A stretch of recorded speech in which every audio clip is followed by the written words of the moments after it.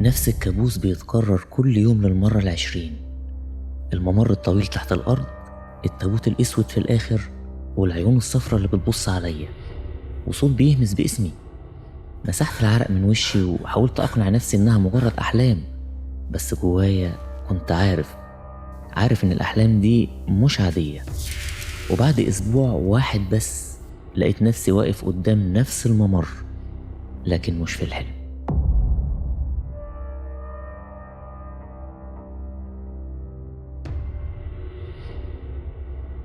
أنا كارم، طالب آثار في جامعة القاهرة. من وأنا صغير وأنا مهووس بالحضارة الفرعونية، بس مؤخرا في حاجة غريبة كانت بتحصل معايا. كوابيس كل ليلة تقريبا، ممر طويل تحت الأرض، وفي آخره تابوت حجري ضخم. الغريب إني ما كنتش باخد الأحلام دي على محمل الجد، وكنت فاكر إنها مجرد هوس بشغلي، لحد ما رحنا الرحلة الميدانية. كنا في وادي الملوك في الأقصر، أنا وصاحبي أحمد وزميلتنا سلمى، ومعانا الدكتور حسام أستاذ الآثار. اليوم كان طويل وحر جدا، والرمل كان بيدخل في عينينا. كنا بنشتغل في موقع تنقيب معروف، لكن من غير نتائج مثيرة، لحد الساعة 4 العصر. كنت بتمشى على جنب بعيد عن المجموعة شوية، لما رجلي اتكعبلت في حاجة. بصيت تحت، كان في برود صخري غريب. قربت أكتر ولقيت شق في الصخر. شق كان مخفي ورا تلة رملية صغيرة، وكان واضح إن محدش انتبه له من سنين. قربت وبدأت أشيل الرمل بإيدي، وهنا لقيت النقوش هيروغليفية قديمة محفورة في الحجر. إيدي كانت بترتعش وأنا بلمسها. الحروف كانت واضحة رغم آلاف السنين. ناديت على دكتور حسام بصوت عالي: دكتور، تعال بص على اللي لقيته. الدكتور جه بسرعة. أول ما شاف النقوش وشه اتشد، سحب نضارته وقرب أكتر من الحجر. فضل ساكت لدقيقة كاملة، عينه بتتحرك على الحروف. سألته بفارغ الصبر: إيه يا دكتور، مكتوب إيه؟ رفع راسه ببطء، عينيه كان فيهم حاجة، وقال بصوت فيه قلق: ده تحذير مكتوب: من يجرؤ على دخول المسوى الأخير لحور حب خادم آمون رع، فليعلم أن روحه ستسلب، وجسده سيصير وعاء للظلام الأبدي. أحمد اللي كان واقف ورانا ضحك: يا دكتور دي خرافات، احنا في 2025 مش في عصر الفراعنة. لكن سلمى كانت ساكتة، كانت بتبص على النقوش بتركيز شديد، وقالت: حور حب، الاسم ده مش مألوف. الدكتور حسام قال: مش من الأسماء المعروفة في السجلات الرسمية فعلا، ده معناه إنه ممكن يكون كاهن واتمحى اسمه من التاريخ، وده بيحصل بس لأسباب مش طبيعية. قلت للدكتور: أسباب زي إيه؟ قال لي: الخيانة أو السحر الأسود. برد غريب مر في جسمي رغم حرارة الشمس. قررنا إننا نفتح المدخل. الدكتور حسام كان متردد في الأول، بس الفضول العلمي كان أقوى. بدأنا نشيل الرمل والصخور اللي كانت سد المدخل. الشغل كان متعب، لكن بعد ساعتين فتحنا فتحة كافية إن واحد يعدي منها. الدكتور حسام طلع الكشاف بتاعه وقال: أنا هدخل الأول، لو حصل أي حاجة غريبة اطلعوا على طول. دخل الدكتور وبعده أنا وأحمد وأخيرا سلمى. أول حاجة ضربتني لما دخلت كانت ريحة تقيلة وخنقة. الممر كان ضيق في الأول، وبعدين بدأ يوسع. الجدران كانت متغطية بنقوش ورسومات ملونة. الألوان كانت لسه زاهية، أحمر وأزرق فيروزي وذهبي لامع. سلمى كانت بتصور كل حاجة بالموبايل. قلت: ده مش طبيعي، الألوان دي محتفظة بحيويتها رغم آلاف السنين. الدكتور حسام قال: فعلا دي حالة نادرة. كملنا مشي، وفي كل خطوة كنا بناخدها الممر كان بينزل لتحت أكتر جوه الأرض. صوت خطواتنا كان بيتردد في صدى مخيف، وبعدين سمعنا الهمس. وقفنا كلنا في نفس اللحظة. كان همس واطي بعيد، كأنه جاي من آخر الممر. مش فاهمين كلمة واحدة، لكن النبرة كانت واضحة، كانت نبرة غضب. أحمد قال بصوت فيه رعشة: حد سمع ده؟ الدكتور حسام رفع إيده: اسكتوا. الهمس زاد، بقى أوضح، كلمات بلغة قديمة، كلام متقطع ومتداخل.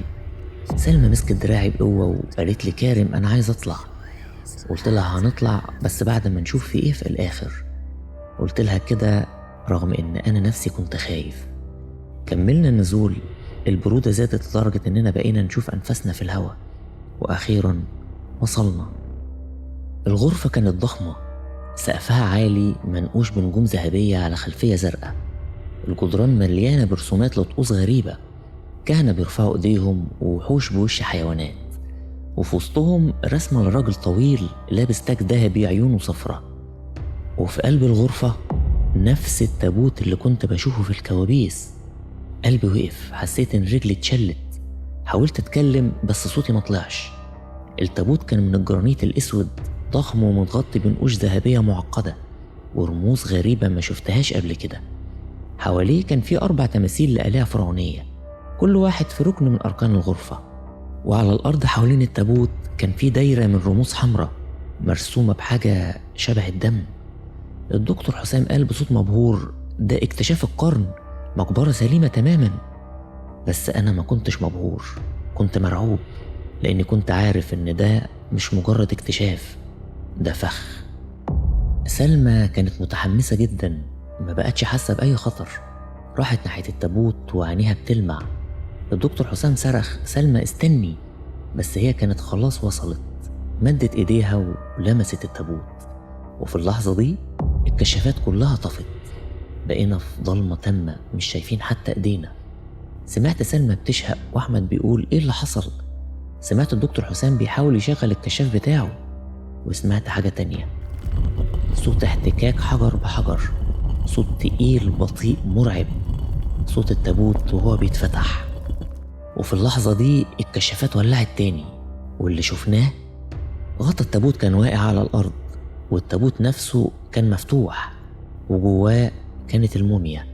مش موميا عادية، كانت شبه سليمة، الجسم ملفوف بكتان بيج مصفر، بس الوش كان مكشوف، ملامحه واضحة وبشرة سمرة ومشققة، وكان لابس تاج ذهبي لامع وماسك صولجان في ايده اليمين.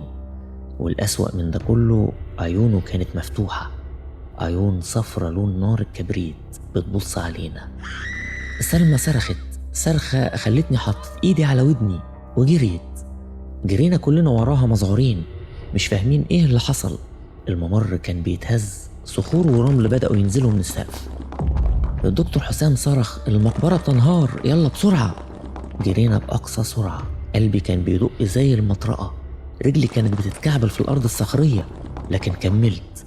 طلعنا من المدخل في آخر لحظة، والمدخل انهار ورانا تماما. سقطنا كلنا على الرمل بنتنفس بصعوبة ومذعورين. سلمى كانت بتعيط، أحمد كان ساكت وعيونه مبرقة من الصدمة. الدكتور حسام كان قاعد وحاطط راسه ما بين ايديه وقال: ده ما كانش طبيعي، العيون كانت مفتوحة. حاولت أتكلم لكن صوتي كان مخنوق. كل اللي كنت عارفه إن في حاجة وحشة بدأت. رجعنا للمخيم بتاعنا، كان المغرب بدأ يدخل والشمس بتغرب ورا الجبال. سلمى كانت ساكتة تماما، قاعدة في ركن الخيمة حاضنة ركابها وعينيها ثابتة. سألتها: انت كويسة؟ ما جاوبتش. سلمى رفعت راسها ببطء وبصت لي وابتسمت ابتسامة غريبة، ابتسامة ما شفتهاش منها قبل كده. في نص الليل صحيت على صوت، قمت بسرعة، الصوت كان جاي من خيمة سلمى. جريت ناحيتها، أحمد والدكتور حسام كانوا صاحيين برضو. دخلنا الخيمة ولقينا سلمى كانت قاعدة في نص الخيمة، عينيها مفتوحة على الآخر بس مش واعية. جسمها كان بيترعش وكانت بتتكلم، لكن ده مش صوتها، كان صوت راجل، صوت عميق. كانت بتقول بالعربية الفصحى: أنا حورحب، كاهن آمون راعي الأعظم، خادم المعبد الخفي، أنتم دنستم مرقدي، أيقظتموني من سباتي الأبدي، والآن ستدفعون الثمن واحدا تلو الآخر. أرواحكم ستكون ملكي، وأجسادكم ستصير أوعية للظلام الأبدي. الدكتور حسام كان واقف متجمد، وشه كان شاحب تماما. وبعدين سلمى صرخت صرخة مش آدمية وسقطت على الأرض. جرينا ناحيتها، كانت فاقدة الوعي وجسمها كان سخن بشكل مش طبيعي. صرخت: لازم نوصلها للمستشفى حالا. نقلناها لأقرب مستشفى في الأقصر. الدكاترة عملوا كل الفحوصات، ما فهموش ايه اللي عندها. حرارتها 42 درجة ومش بتنزل بأي علاج. قلبها بيدق بسرعة مخيفة، وكل شوية كانت بتصحى وتتكلم بنفس الصوت الغريب بلغة قديمة مش فاهمينها. قعدنا في المستشفى طول الليل. أحمد كان قاعد على كرسي في الممر ساكت تماما. قربت منه: انت كويس؟ بصلي بنظرة غريبة: كارم، انت شايف الناس دي؟ قلت له: انهي ناس؟ شاور لاخر الطرق الفاضي، الناس اللي واقفين هناك لابسين هدوم فرعونية. بصيت ما كانش في حد. قلبي اتقبض. قلت له: انت متأكد انك كويس؟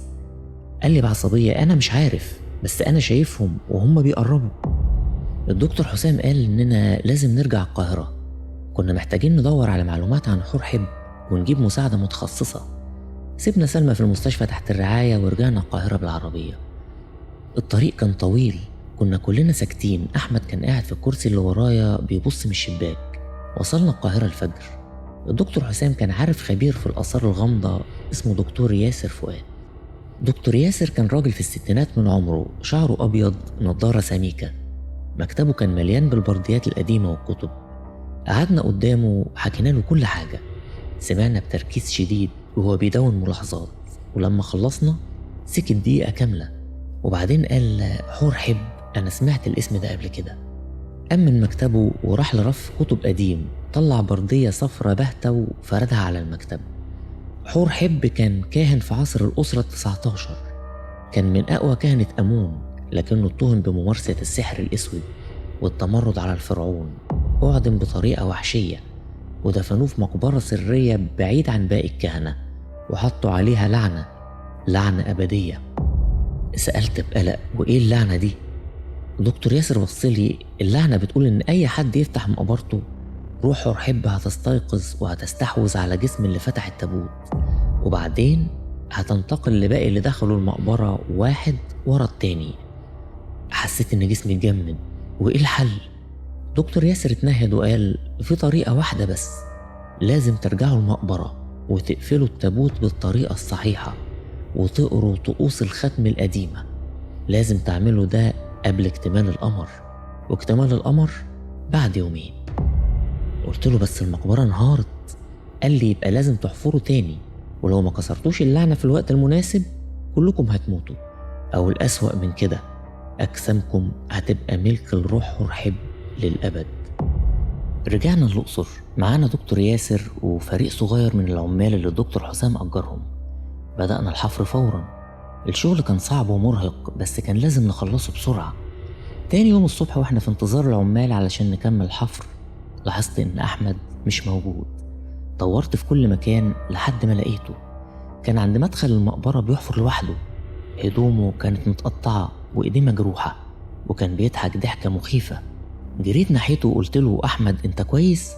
اتضاير ناحيتي وشفت عيونه كانت صفرة نفس لون عيون الموميا.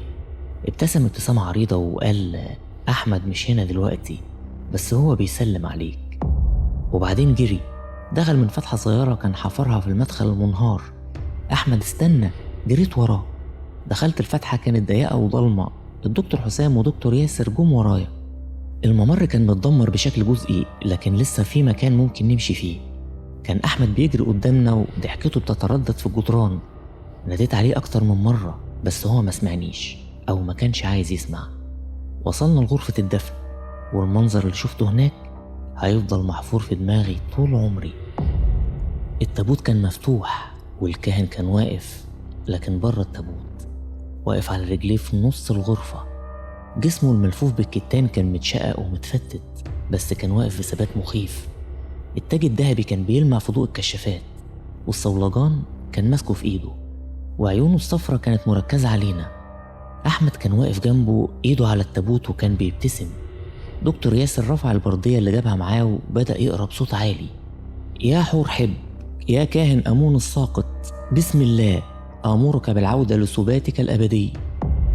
الموميا اترعشت وصوت عميق مدوي طلع منها: أنتم لا تملكون القوة لإيقافي، أنا حور حب المنتقم، سأسترد ما سلب مني، سأحيا مرة أخرى. دكتور ياسر كمل القراية وصوته بيعلى أكتر: اللهم اقبل هذه الروح الملعونة واحتجزها في الظلام للأبد. الموميا صرخت صرخة مش آدمية خالص، صرخة خلت جدران الغرفة تتهز. الدكتور حسام قام بسرعة وجري ناحية التابوت، حاول يقفل الغطا بس كان تقيل جدا. صرخ ساعدوني. جريت ناحيته، بدأنا نزق الغطا الحجري، كان تقيل جدا. الموميا اتحركت ناحيتنا ببطء، خطوة ورا خطوة. دكتور ياسر كمل القراية وإيده بتترعش، وبقوة الختم المقدس أمرك بالعودة رفع تعويذة ذهبية صغيرة ورماها على الموميا. وفجأة الموميا اتجمدت في مكانها، جسمها اترعش بعنف، وأحمد صرخ، سقط على ركبه، ايديه على راسه وهو بيصرخ من الألم. استغلينا اللحظة دي أنا والدكتور حسام وزقينا الغطا بكل قوتنا، والغطا اتحرك، بدأ يتقفل. الموميا صرخت تاني وحاولت تتحرك، بس جسمها بدأ يتفتت. قطع من الكتان والجلد المتحلل بدأت تقع على الأرض. دلوقتي حط الختم. دكتور ياسر مدلي قرص ذهبي صغير منقوش برموز غريبة. مسكته وجريت للتابوت، حطيته في مكانه المحفور على الغطا. وفي اللحظة دي انفجار من نور أبيض مبهر ملا الأوضة، وصوت صراخ عالي مرعب ملا المكان، وبعدين صمت تام. فتحت عيني ببطء، كنت واقع على الأرض، راسي كان بيوجعني وقمت بصعوبة. الغرفة كانت هادية، الموميا اختفت، كل اللي فضل منها كان شوية تراب واقعين على الأرض. التابوت كان مقفول والختم الذهبي في مكانه بيلمع. الدكتور حسام كان قاعد على الأرض بياخد نفسه بصعوبة، ودكتور ياسر كان واقف ماسك البردية وعيونه بتدمع من الفرحة. وأحمد كان راقد على الأرض فاقد الوعي. جريت ناحيته وهزيته، فتح عينيه ببطء وكانت بني طبيعية. قال لي بصوت ضعيف، كارم ايه اللي حصل؟ ضحكت من الارتياح وقلت له الحمد لله انت كويس. خرجنا من المقبرة، كان الفجر بدأ يطلع والسماء بدأت تاخد لون وردي جميل. دكتور ياسر قال لازم نقفل المدخل للأبد ونحط علامات تحذيرية واضحة، المقبرة دي لازم محدش يدخلها تاني. الدكتور حسام وافق وقال وأنا هرفع تقرير إن الموقع خطر ومش مستقر علشان يمنعوا الدخول. عملنا كده، سدينا المدخل بحجارة ضخمة وناقشنا تحذير جديد بالعربي والإنجليزي والهيروغليفي: ممنوع الدخول، لعنة قديمة، خطر الموت. رجعنا القاهرة، رحنا المستشفى نطمن على سلمى ولقيناها صاحية. كانت قاعدة على السرير بتبتسم ابتسامة ضعيفة، شكلها كان تعبان بس عيونها كانت طبيعية. بصت لنا وقالت بصوت ضعيف الحمد لله انكم كويسين. قلت لها انت اللي المفروض نطمن عليكي. قالت انا مش فاكرة حاجة، اخر حاجة فاكراها اني لمست التابوت وبعدين صحيت هنا. الدكتور قال لي اني كنت تعبانة جدا وبعدين حالتي اتحسنت فجأة بدون سبب مفهوم. مرت اسابيع، رجعنا لحياتنا الطبيعية، كملنا دراستنا وحاولنا ننسى اللي حصل، بس مش كل حاجة رجعت زي الأول. أحمد بقى أهدى، كلامه قل، وساعات بلاقيه قاعد سرحان زي ما يكون بيفتكر حاجة. سلمى بقت خايفة من الأماكن المقفولة وغيرت تخصصها للتاريخ الحديث. أما أنا فضلت في مجال الآثار، بس بقيت حريص أكتر وبقيت عارف إن مش كل الأسرار المدفونة لازم نكتشفها. في حاجات الأحسن تفضل مدفونة للأبد. حطيت إيدي في جيبي وأنا ماشي ولمست حاجة معدنية باردة، طلعتها، كانت التعويذة الذهبية، نفس التعويذة اللي المفروض تكون لسه على التابوت في المقبرة المقفولة. بصيت عليها في إيدي وابتسمت. وبكده تنتهي حكايتنا النهاردة، أو على الأقل الجزء اللي احنا نعرفه منها. لكن الحكايات المرعبة ما بتنتهيش أبدا. لو بتحب العالم ده ما تنساش الإعجاب والاشتراك في القناة علشان نوصل لكل محب الرعب في كل مكان. خلوا بالكم من نفسكم لغاية ما نتقابل تاني، والسلام عليكم ورحمة الله وبركاته.